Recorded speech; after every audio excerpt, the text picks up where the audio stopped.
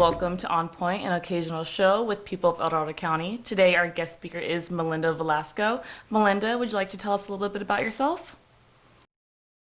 I'm Melinda Velasco Martinez, actually, and I'm a teacher in town. So I live in Placerville, and I work in the county.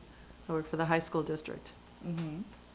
All right, and how did you first become involved in what's going on here?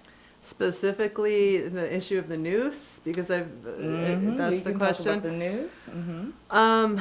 Well, I mean, involved this time around, it's been, since George Floyd, and we started mobilizing at that point because there was a need for sure to address the racism that is in our societal infrastructure, basically.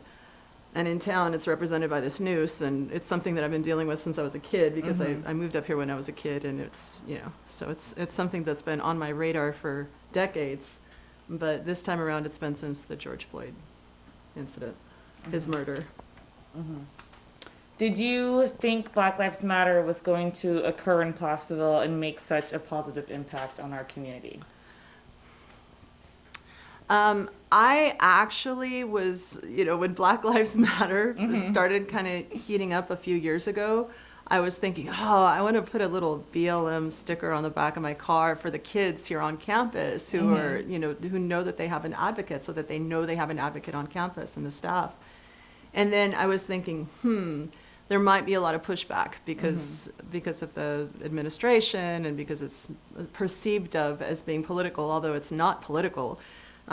Saying that there's value in Black lives is not political. This is not a political issue at all. So I was surprised that it got taken on so comfortably after George Floyd here in Placerville, because it's a rural community and it tends to be pretty conservative. And it has really helped people sort of come together, and it's provided some cohesion, especially for young people. But I'm seeing people walk through Rayleigh's with BLM on their face masks, or Black Lives Matter on their T-shirts. I've seen it, so it's not just a young person thing. The people in my age group and older are also kind of congregating around that idea, because it's something that makes sense. Although we have a long way to go to make the long-term change happen in Placerville, are you happy with the positive actions that have taken place here and in El Dorado County as a whole? Okay, so I'm impatient, and I do work with the system, so I understand how long it takes to change things that have been a certain way for a long period of time. I understand that.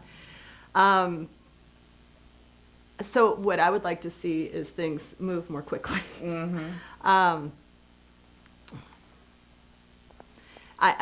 We've definitely sort of come together. We've been able to generally agree that we would like the signage of the town changed. We had a moment where the city council looked like it was going to be supportive of removing the noose from the city logo.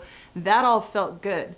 And then it was a step backwards, because the following month it was like, forget that even happened. Let's talk about having a conversation in 5 months or 4 months. And so that really felt disappointing to me. And so we're working, and we're continuing to work and put effort towards it, but I just, I wish it could happen more easily, to be quite honest. So you mentioned that you're a teacher. Have any of your students reached out at all since Black Lives Matter has occurred in our area, or since your name has been in news articles as of lately? No, we've been on summer break, so there's a couple things that are, it's summer break and it's COVID. So not only am I not seeing the students live in class, but we haven't even started classes yet. So we're going to start on Monday. And it's going to be online. So, yeah, well, there's a tricky line to walk when you're a teacher, because you can't really express anything that's construed as being political. And you have to walk really carefully with even talking about your beliefs, your personal beliefs. So, and I tend to be pretty conservative in that realm, so I don't actually talk very much directly to the kids about what I'm doing. If they were to ask me outright, I would be honest, but I'm not going to offer it. Do you anticipate the parents at all coming to you first or having anything to say The before parents, Yeah. I don't really think I'm that big on the radar. I seriously, I don't think anybody's even going to know that I've been doing anything. Seriously, they're in El Dorado Hills. I'm in Placerville. okay. They're kind of involved in their whole COVID world and Yeah. their thing. I don't anticipate anyone's even going to know. Yeah. So I know that you have children too. How old are they and how are they handling this topic of racism and if they are feeling discriminated against for any reason and how are they dealing with it a little bit? So my son's 19. He has skin privilege like I do. We're both Latino, but he's half Puerto Rican, 1/4 Mexican, and 1/4 Irish. I'm half Mexican, half Irish.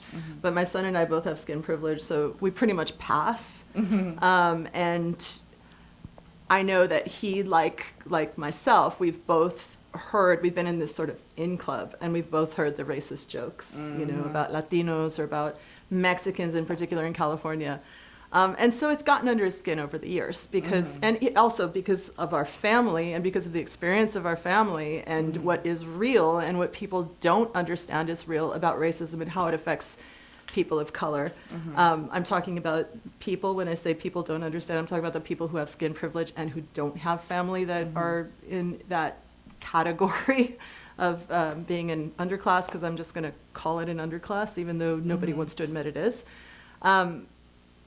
So he has been there in the conversations just like I have, and so it's been an issue for him over the years. He supports me. He's a musician, so his main thing is playing music and kind of moving towards the arts, but he supports me, and he understands. He's just not quite as willing to get into conflict with people as I am, because there is some of that kind of pushiness that goes along with this work.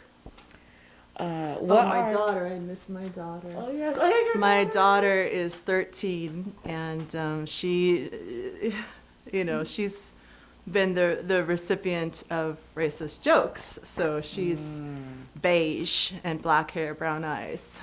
And so I'm not going to name the school, but at her school, she had to go chase a basketball off the court, and her very good friend of hers said, "Oh, look at the Mexican climbing the wall." Oh no. Yeah, so it pissed her off. It upset her, because she felt targeted. She felt isolated. She felt like everybody else looked the same, and she was the one person who people might say is of color, and she was, So she's felt it personally, and her personality is more sort of, she's able to engage more with people in that way. She's more confrontational. Not that I'm confrontational, and nor is she confrontational, but we're able to do it when there's a need for it.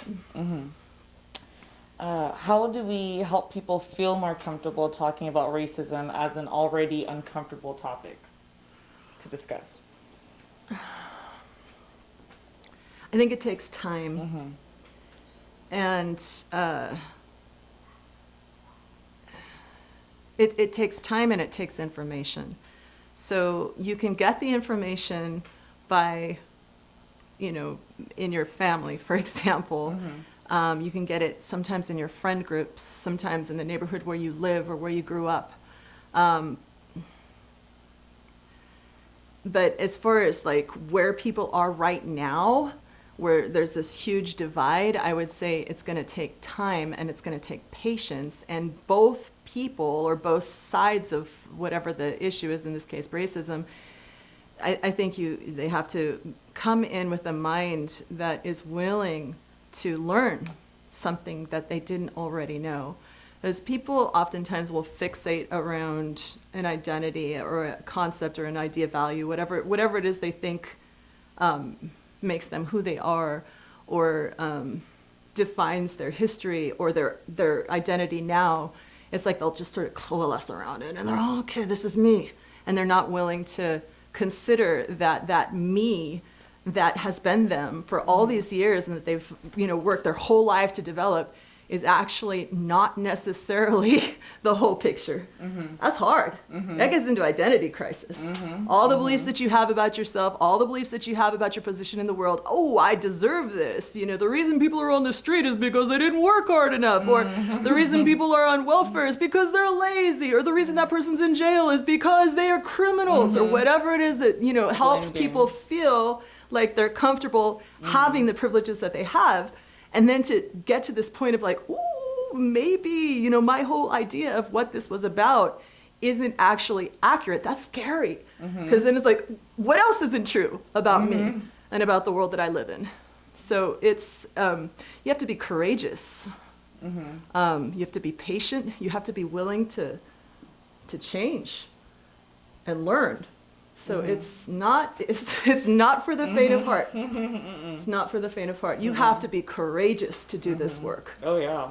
Have you ever experienced a Black individual or a person of color, a member of our community, being discriminated against in public? And if so, what did you do to try to help? The most that, I'm always gonna be I have a part of my personality that's protective. So I'm always going to be feeling like protective of, people, my friends, my family that are of color. I'm always going to be, and I'm always kind of on guard. A few times in grocery stores, I've heard people speaking Spanish, and somebody doesn't speak Spanish, and then, they might get a little snotty about it or whatever, and I kind of step in and do translation, that kind of thing. Or if somebody, particularly Spanish speakers, look like this is just the few experiences that I've had in town, have been confused about something or not knowing what the process is. There was this one woman who was supposed to stand in a particular line, and she was standing in the wrong line. She was super confused, and this happened in the last year, and the person in the front of the line was a European American woman, and she's telling the woman, "You're not supposed to be here. You're supposed to be in the other lane," because loud and slow is the way you speak to people who don't speak English, right? Loud and slow. So I did step in and say, and kind of had this, well, what do I do with this? Okay, so then you have to do this, if you need anything else, so I do that kind of thing. My daughter was with her friend when they were walking downtown, and he got called the N-word, and she came home and told me, and I kind of walked her through. Now she goes, "I didn't do anything," because she felt horrible, because she was frozen, and she's like, "I didn't do anything," and I'm like, it's okay. That was the first time you've ever heard that, and you didn't know it was coming. So now you have that bit of information. Next time you can think about, if this comes up again, what are you going to do? What's most effective, do you think, for your friend? Is it yelling back the F word at the car driving by, or is that going to put him in more danger? Is it kind of coming around your friend? Does that feel better? So kind of going through some scenarios about what to do if you're an ally, how to be a good ally, that kind of thing. So yeah. What are some of the issues you see facing the Latinx community here in Placerville and El Dorado County? Issues in the Latinx community. Well, there's serious segregation in this town. You don't even know that there's a community of 17% or something people who are considered to be still Latino. It hasn't gotten into the wording yet in our paperwork, Latinx, but it's coming. It's coming. So there's, the fact that people feel like they need to hang out in their community and not step out of their community. I'm going to use the word Latino because I'm more used to it. So the fact that Latinos feel like they have to stay in their community and they can't really leave their community, there's a problem with that. And so we need more visibility. We need more, for sure, more visibility. I mean, I know we've got Zaragoza, who's on the city council. He's from LA, though. But that's great. I mean, he's the mayor, and that's wonderful. But yeah, he didn't really help us too much on this issue of people of color in the news, you know. So just being in positions and like what Julie was saying, being in positions, managerial positions, or involved in the city council, or on the school board, or teaching in the classroom, or, you know, those kinds of things would be good. So you mentioned that your daughter, when she was approached by the person that drove by or walked by, and they called your daughter's friend the N-word, and she froze and she wasn't sure like what to do. So how do you feel like we encourage others to step up and speak up and reach out during awkward times like that? Is it something that we really need to teach in the home, or should it be taught in school? Like, just like any other talent, people are born with different talents. And some people are warriors, and they know what to do in that moment. They know exactly what to do. And some people, most people, I think, are not like that. So you need to kind of walk them through it, and baby steps, and that happened this time, and now what could happen. I'm a teacher, so it's like I want her to say it. I'm not going to tell her. What do you think you could do to help? How would that work? Give her a scenario. Okay, because I know one of the young people that heard about this story wanted to just curse her. I hate, you know, effing racist or effing Nazi, which came up at a protest recently. I get it. You're angry. Is that the most effective way to communicate what you want to communicate, or to protect the person who's being attacked? I mean, does that, you know, so kind of walking through the scenarios, practicing, education for sure, conversations, experience, all of those things are going to play into it, so that people feel more secure and more confident learning how to be a good ally. There could be direct trainings. And I know that you have some experience with arts, and you know, that's a good way to express ourselves. So how do you think that we can use arts to help deal with racism? I think we do what we're doing already, and we paint it, and we sing it, and we speak it, and we write it, and we express it in our bodies, and that's a way to start processing this stuff that is not limited to language, because language, as I've said before, it makes people choose sides. When you use words, it's like suddenly those aren't my words, those are your words. When you have a visual image, it's like, what is that? You know, it's and like it speaks louder. It speaks from the emotional place instead of the intellectual place. And people get really bogged down in their mind and their mental process and the way they analyze things and the way they perceive things. And am I correct? And is that person wrong? I mean, it's, you know, so people get really bogged down when there's intellectual stuff going on. And yeah, so I would say it's a workaround to process through it emotionally and spiritually, which is where we have to basically, fundamentally, that's what this is all about. The words come later. I mean, if we can feel it, then we got somewhere to work from. So I believe that.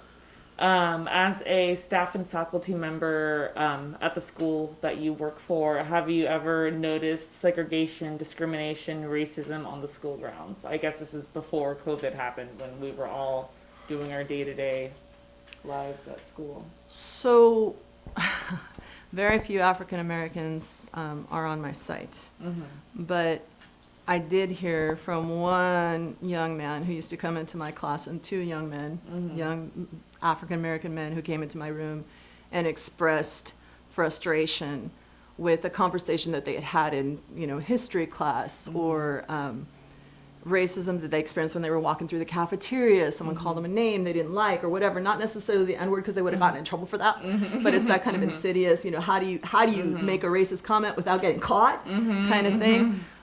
So that, you know, they came in and talked to me about that.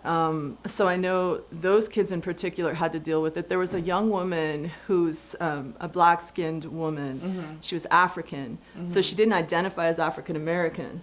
She identified as African, and culturally the world's apart, right? So people treated her as an African American woman, young woman, expected her to like rap and do this and, you know, have this way of talking or whatever. And she wasn't in that because she was African, totally different.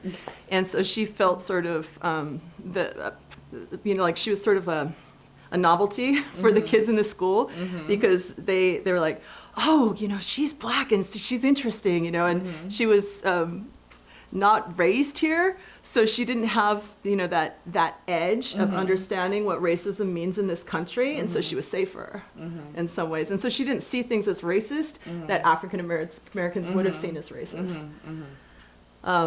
So yeah, I and then a lot of the kids at my school are we had it with the kids that were Muslim when there was Muslim stuff going on. They were afraid to talk about being Muslim. They were afraid to be Middle Eastern. That came up for sure. Yeah, and you couldn't talk about it in the classroom. Kids couldn't claim their ancestry. A couple kids were brave enough to talk about it. In particular, one Afghani family that I love to death.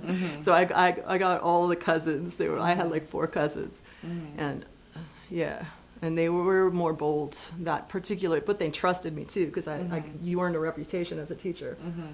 So, when do you think is the proper age group to talk about racism? Not like as in, back during when it was slavery that was racism, because like there's obviously slaves that were brought here from Africa and different parts over here. Like, when do we talk about it as in it's happening right now? It's not history, it's right now. What's the proper age group to talk to kids and children about this? So if a kid experiences it firsthand and is mystified by it, it's the time to talk about it. Not in grown-up terms, not in the grown-up framework, but in kid terms. You gotta tell them what you experienced is real, because that's a lot of that invalidation stuff happens. Oh, that wasn't racist, they were playing, or that didn't mean that, or whatever, and the kid being completely mystified. So when that happens to the kid, that's the time to talk about it in a kid way.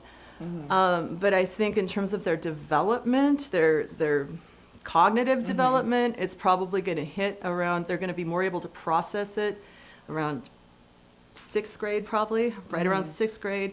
5th grade you can have some lightweight conversations. 5th grade, 4th grade, you could do that. But as far as them getting it more intellectually, they're going to get it more in 6th grade, 7th grade up. That's my opinion.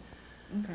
Since we've already seen and experienced racism on the streets of Placerville, and we've seen the neo-Nazis, and we've seen the white supremacist type of people, and law enforcement has witnessed it themselves, and they've seen the videos, and it still seems that nothing can really happen because law enforcement is remaining pretty neutral, which that's their choice to do.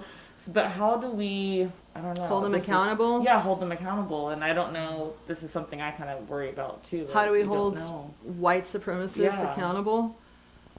Oh my gosh. What I've seen happening is people will post the picture of some person who called the N-word out and say, this guy is a racist. I've seen that. Is that effective? I don't know. I mean, I would imagine that people don't like that because you're now villainizing somebody, and that probably gives a little bit more fuel to this perception that we're unfairly blaming a poor I mean, I don't know, if you use the N-word, it's hard to justify that. How do we hold them accountable? I mean, God. Yeah. I think the police department, at least around hate speech or around threats, particularly around threats, held one guy accountable for threatening the safety of Michael and myself. He suggested that he was going to kill us with his many, his weapons and yada yada. And the department did press charges against him for making a threat. So I suppose, to some degree, the police department has been kind of stepping up with that. It's the court of public opinion in large, which is really hard to work with. It's tricky. It's old. I mean, to me, the best thing to do is to sit down, have a conversation, get to know somebody. Because a lot of times people that are racist is because they don't know anybody who's an African American. They've never been they've never loved somebody who speaks another language. Once you get the love part in there, then The empathy. slowly it changes. But how to hold them accountable, I don't know, legally speaking. I mean, if they break a law, then there's public opinion, and I don't know if putting them on a picture and posting it Yeah. is the best way. Exactly. I don't know. This is an occasional series, so please watch out for the next show. I'm Elizabeth DeBose. Thank you for watching.